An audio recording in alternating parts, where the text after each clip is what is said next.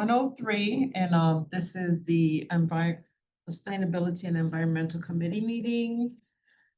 Today is September 10th, and it is 1:03, and we're gonna officially start the meeting. Thank you all for being here. We did have this meeting and invited specifically developers to see if they wanted to have any input into, into the ordinance that we're discussing. So I thank you, Counselor Allen, for being here, and all the department heads that are here. I appreciate you all being here. So we are going to continue discussing the urban woodlands ordinance, which we sent out the latest version of it. It's had many updates over the last year and a half. And at this time, I don't know if there's any developers. I don't see them on here. Or if there's any other questions or any other concerns. I think there are other concerns, Okay. Particularly from my perspective in the forestry division. I just think that, overall, the way that the ordinance is written currently is going to be very difficult for us to enforce. I think it's going to be overly burdensome to residents in the city. I just think from a forestry perspective, there's a lot of provisions in here that don't really make a lot of sense and are difficult to enforce and apply, I think, in real world conditions. Mm-hmm. So. Do you have anything like specifically regarding the burdens and burden on the residents? We made it so that the residents wouldn't have to be impacted so much because you're already doing that with the tree ordinance, correct? Well, so we do have a significant tree ordinance, which does impact private trees. That's currently that in chapter 87 and our current tree protection ordinance are the two main ways that we protect trees in Springfield. But this, beyond, regulating individual trees that are very large and historic, this is proposing to regulate trees that are 6 inches and larger on parcels that are 5,000 square feet. Which is 90% of the land area in the city. Mm-hmm. And That's what we talked about last time. Right. I do think that is going to have the potential to impact regular homeowners and a lot of other residents in the city. Mm-hmm. So, and I think from our previous conversations, the residents aren't necessarily going to be impacted because it is a significant number of trees. It's not just one 6-inch tree. You know what I mean? So that's the reason It's the percentage of your coverage. Right. So you could easily have 25% coverage on a residential lot. Yeah, but this is not targeting that necessarily. I think it does. Okay. Where? Well, I think if I may, Madam Yes. Chair, I think you have the administration's attention on this matter. And we have everybody here, major department heads are all in this room because of a shared concern of the unintended consequences of this.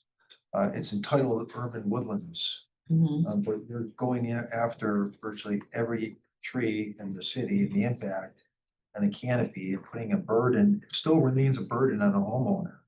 They have to go get a site plan. They have to get approval by the city. You're establishing a committee that would be reviewing all of that. All of that still is in effect. There are certain exceptions, but the way it is drafted, the law department has probably cited around 20 to 25 concerns inside this law. Improper definitions, not having lawful authority. In other words, like how the committee is designated. The mayor under the charter has the authority to appoint commissions. Here you have a list of how it would get appointed. That's a small little example. Right. But we believe that if there was a target on this ordinance about major clean sweeping of certain parcels and taking removal of a lot of trees on a certain lot, that should be addressed one way. Here you are, you're going after almost every tree, and anybody who owns a tree has to almost prove that what their canopy is, so which they don't have that authority.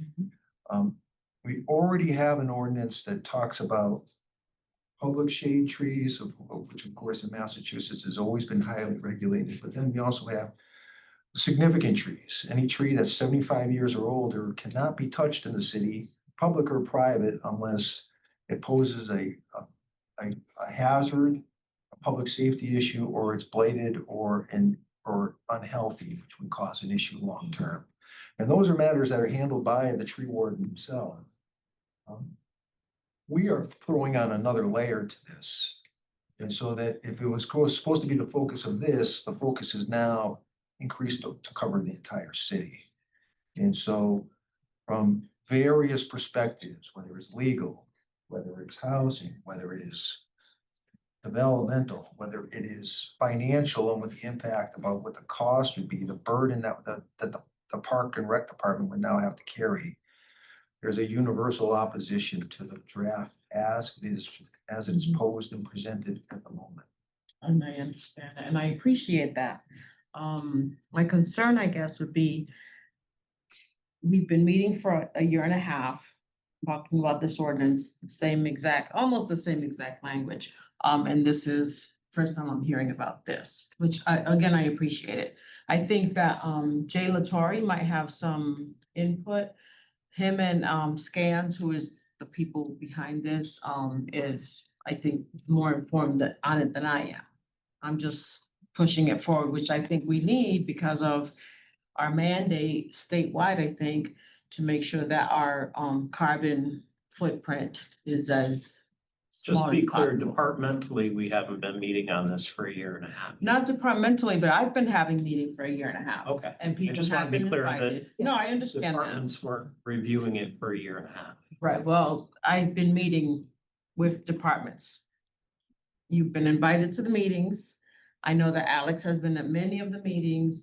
I think Tina, you've been at some of the meetings. I know that. Yeah, a couple months ago when I got it. So just, you know, Yeah. so to me, it feels like, this is like a last minute, kind of like, I don't know any, sports analogies that I can use, but you know what I mean. I think, So- I think what he's suggesting, in part, counselors, that it don't view it as a last minute trying to upend a thing, Mhm. other than. I think No, the other way to because we look at can it meet is, for another year. no, the other way to I look don't at it is, mind. we just want to do it right. No, I understand, and I appreciate that. I really do. So, Jay, please.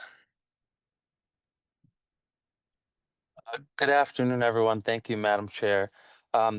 Through the chair, I have a question and maybe a comment for the solicitor and the Planning and Economic Development Director. Yes, go Um, ahead. I hear your comments loud and clear about the burden it might present on residential properties, and I think we're all on the same page that that's not really the intent. The language might show it right now, but it's not the intent. We came up with some revisions previously that said, I think they say, you know, if you're cutting down 1 to 4 trees, this, you know, is not something that affects you. If you're cutting down, I think 5 to 9 trees, you can apply for an exemption. And we could kind of discuss, you know, whether or not there's an even cleaner way to do that.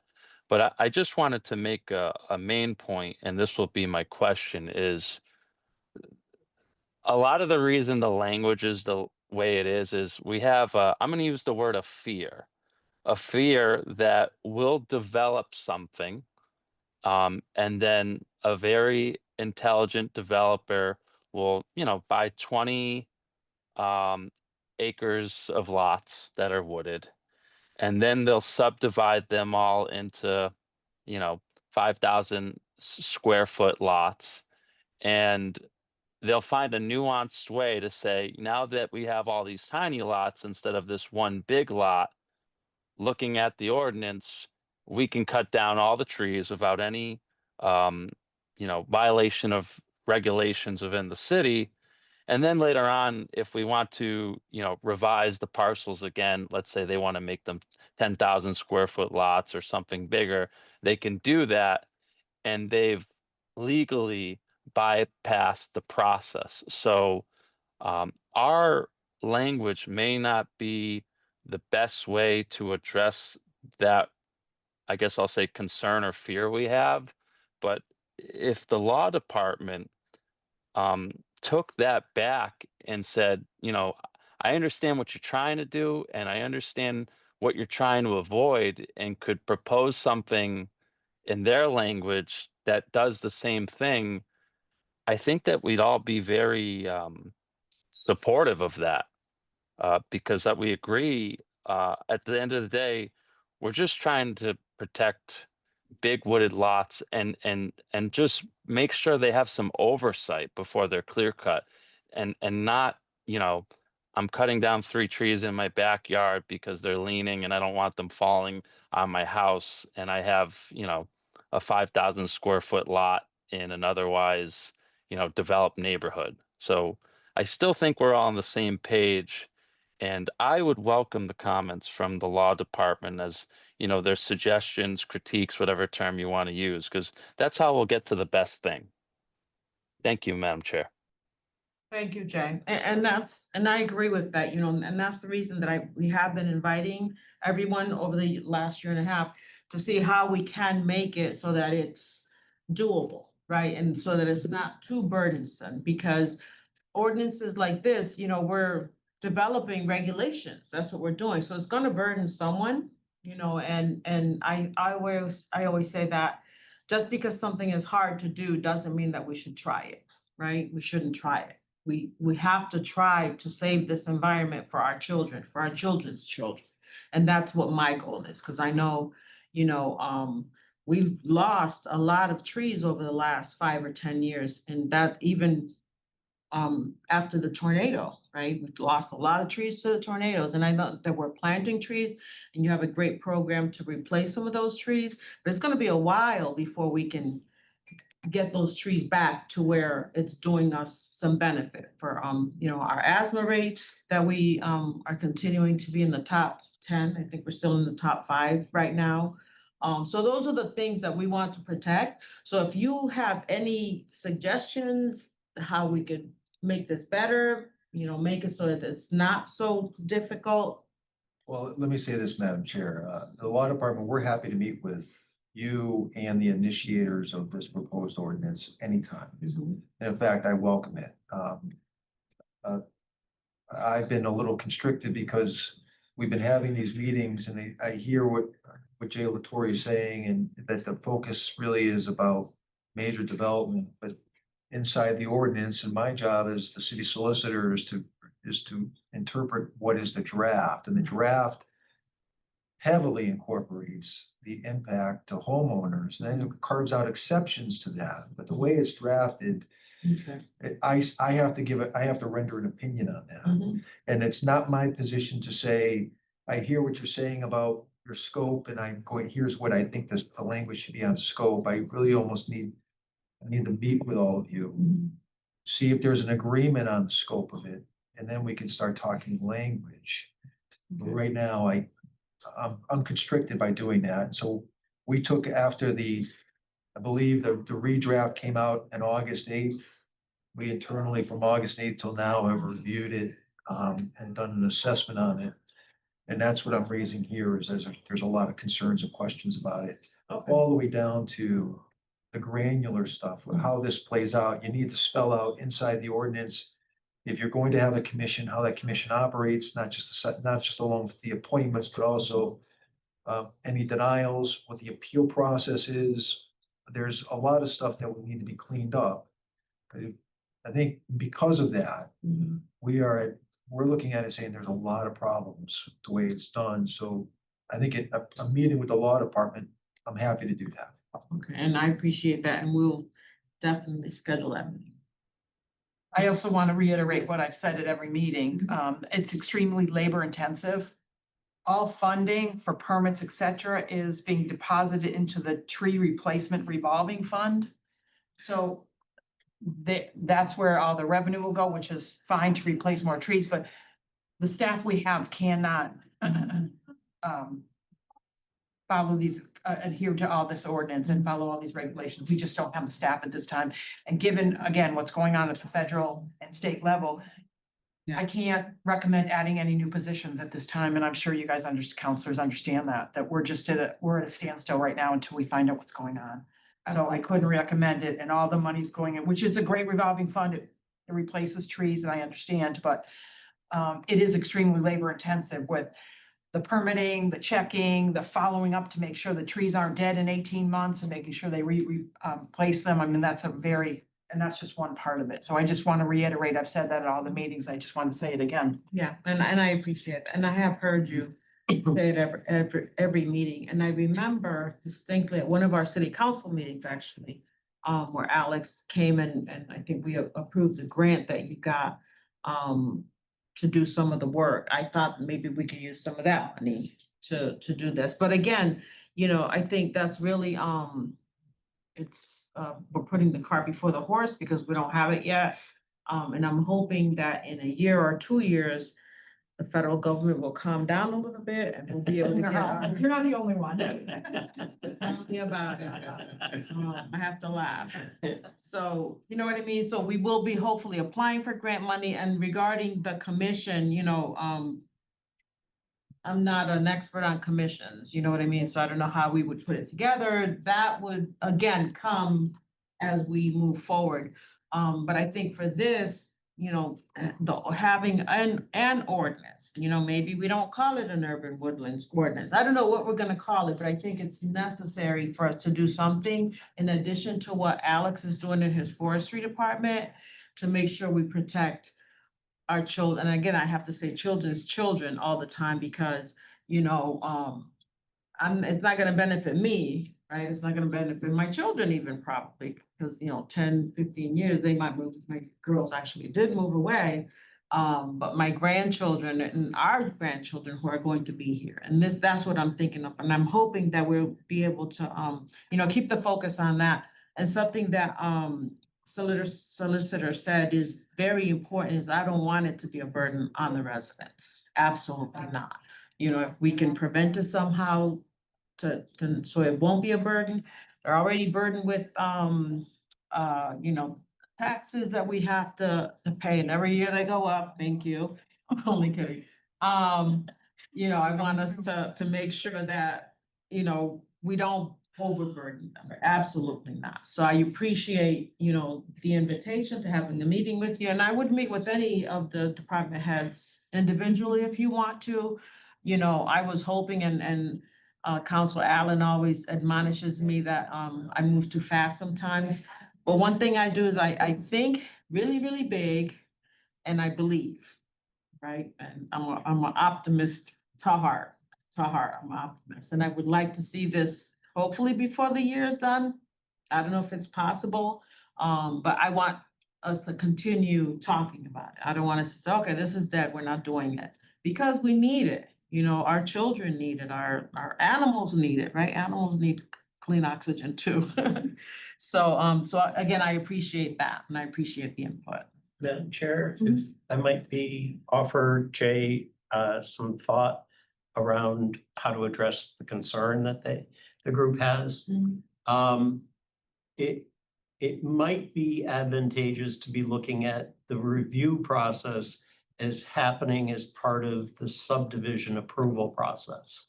So that your concern about the parcelization is then removed because you're looking at the whole subdivision.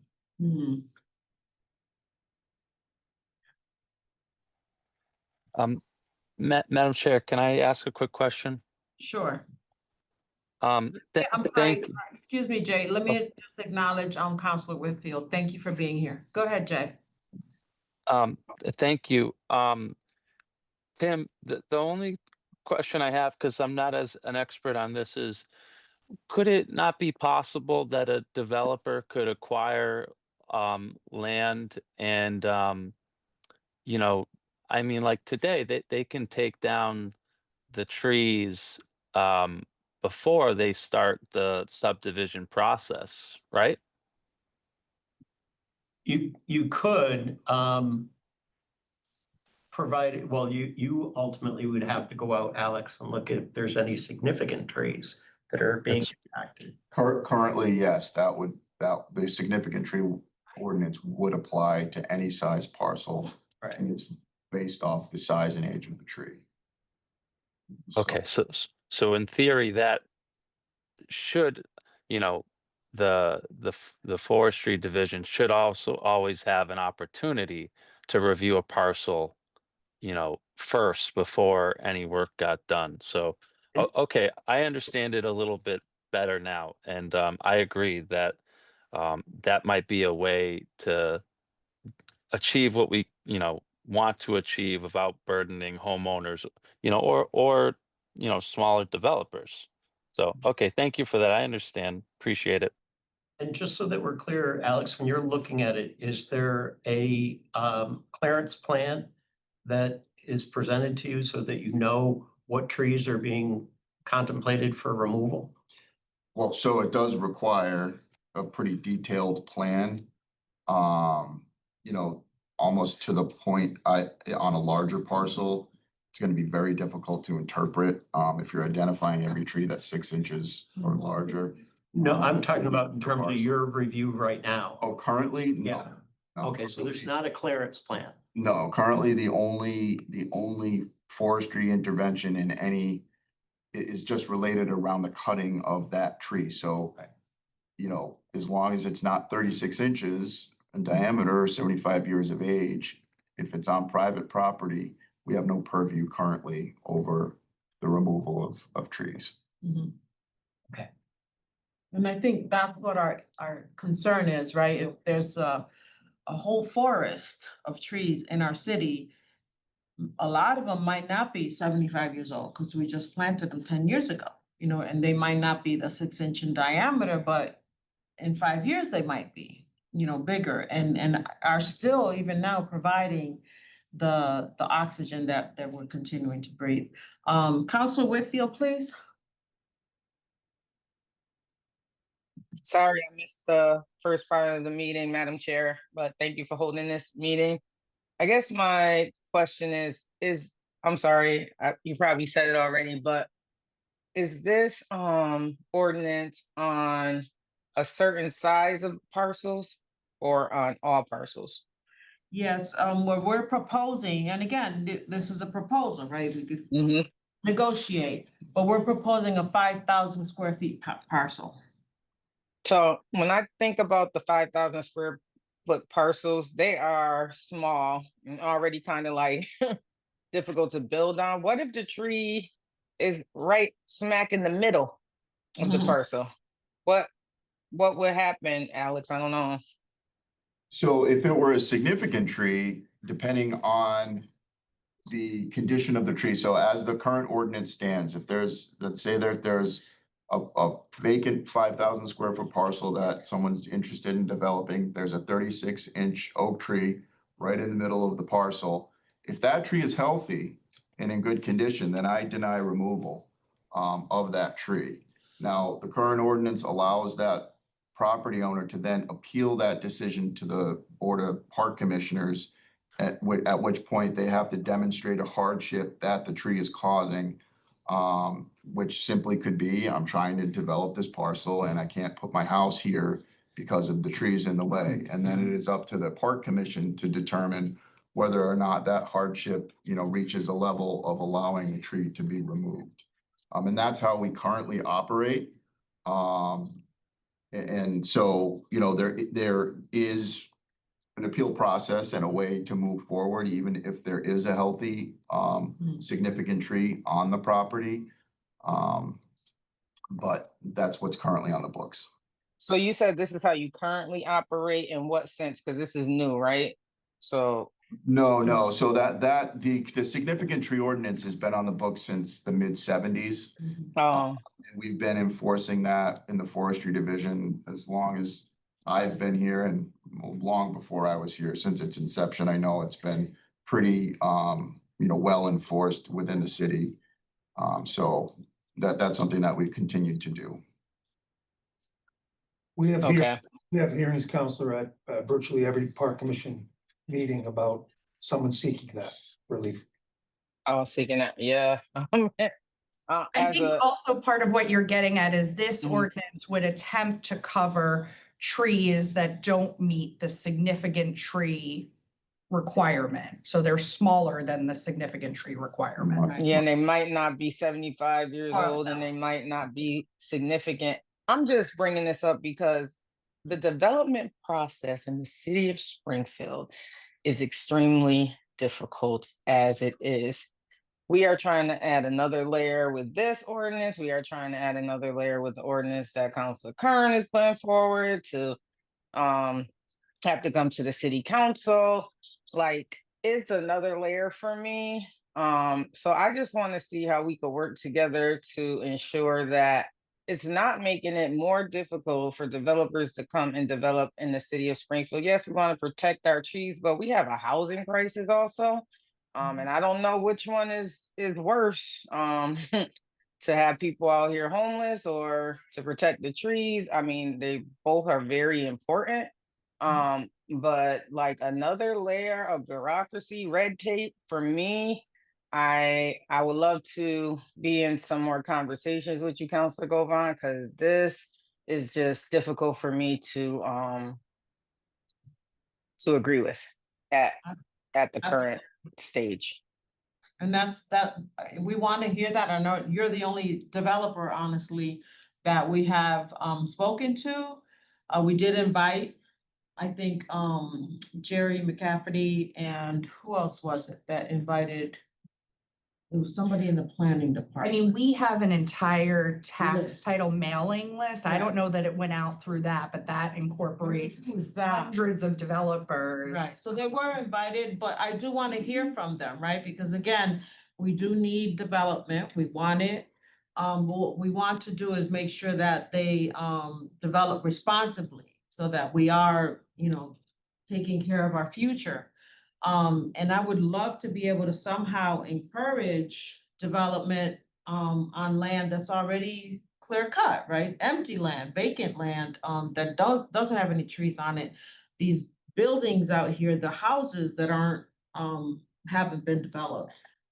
So I wrote a letter actually to the governor about that, about having some sort of an incentive to be able to do that more quicker and have some financial incentives tied to it. So I appreciate your input, Council Whitfield. I have one more thing, if you don't mind, Counselor Yes. Govan, and this is more for Tom.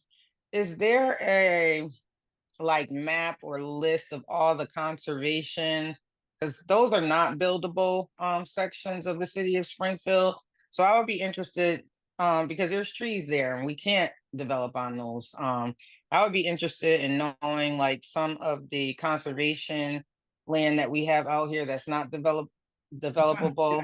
It's on GIC mapping, Counselor Tim, Yes, yeah. GIS Mhm. rather, for the Oh, city. GIS, but is there like a comprehensive list and we can see where they are in different parts of the city of Springfield? We can get you a map, Counselor, from the Conservation Commission. Okay, I would be interested in seeing this, like, do we have enough conservation land to satisfy our oxygen levels and things Mhm. like that? I don't want to destroy trees, but I also don't want to hold up development in the city of Springfield. Like, we have a lot of work to do to grow our economy overall. Our economics are declining and businesses are not staying not able to sustain themselves. So we need a whole sustainability plan for our smaller businesses and our small developers. We don't want our development people and others to go in other parts of the state or even other parts of the country that's easier to do business. And we want to grow economically. We really do. So I just want to bring up those couple of points and thank you, Tim and Tom for getting that map. Madam Chair, So, just to be, Thank you, Madam Vice President. just to be aware, the city does a conservation plan every 10 years. Okay, okay, yeah, so the conservation plan is done every 10 years. Vern, go ahead. Yeah, this may be a naive question from a naive person, but if the 5,000 acre lot is designed to prevent parcelization, would it be possible to do something like grandfather in all current 5,000 acre plots and keep the 5,000 thing for future development issues? So it's 5,000 square feet. Square feet, yeah. Fine, Acres, square feet, I said I was naive, so. that's okay. So I'm sorry, your question again?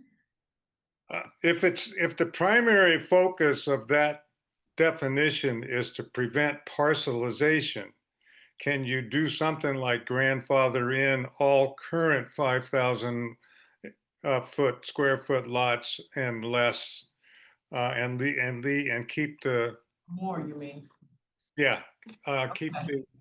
the grandfather in the ones that we don't want to have this impact, rather than trying to change the whole definition We're for. doing parcelization on a parcel that's 5,000 square feet. No, so what I'm thinking you're asking, Vern, is if we could grandfather in any lot over 5,000 square feet. No, under.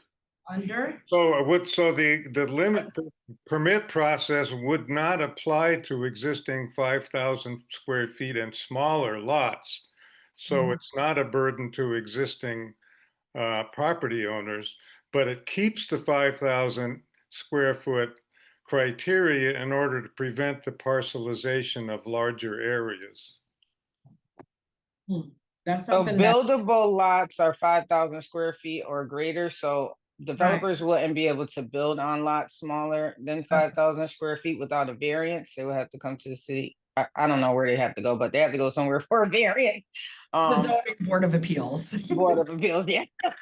For a variance to build on anything smaller than 5,000 square feet, Vern, but I think it's a great idea to consider. yeah, because I think what Jay brought up earlier was that if there's a 20,000 square foot lot that the developer wants to build on, he would subdivide it into 5,000 square foot lots so that this wouldn't apply to him. And then after getting the necessary permits, bring it back together and having a 10,000 square foot lot where they clear cut a whole bunch of trees. So I don't know. I hear that, if I may, Madam Chair. Yes, please. But my understanding of the planning process is that if you're going to do a subdivision, you have to come in and get a proposal to do a street, Mhm. right? It's not like you're building off of a current street for a subdivision if you're gonna do a bunch of housing. And that process, so how the street's laid out and the compliance with everything that goes on with street development really has to take place first before you can subdivide the land. Because you're coming in and you're proposing how the development's going to look and how the streets are going to be, how it's going to be Right. subdivided. Meaning that you kind of have to come in through the planning process at Mhm. that time. People can't just summarily take a 10 acre parcel and subdivide it Mhm. into various areas because Mhm. the road might change. All these things could potentially change until planning makes the final call. What I'm hearing is the concern, though, is that if the developer who just owns this vacant land would have the right to basically do the clearance before they filed for the subdivision. So I think, what you would probably want to be looking at is some time frame before filing for subdivision, if you're intending on doing that, that you have to file a clearance plan, at some point before you would file the subdivision plan. Mhm. And I think that would take out a lot of the concern that you would have Yeah, around the that- residential component. Mhm. Yeah, that does sound like something that we might to do. I mean, because the developer who's intent on developing the property isn't gonna sit with the property for 10, 15 years. They're gonna purchase it, they're gonna look Right. to move it quickly. Right.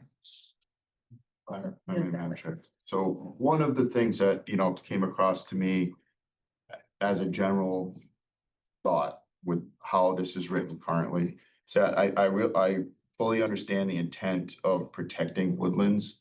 The USDA defines a woodland as greater than 1 acre.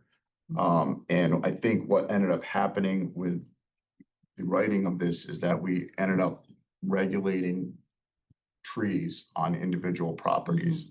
And we're not really, the focus on the woodland has been lost, I think, overall through the drafting and trying to get around these, you know, concerns about developers trying to skirt the rules. Right.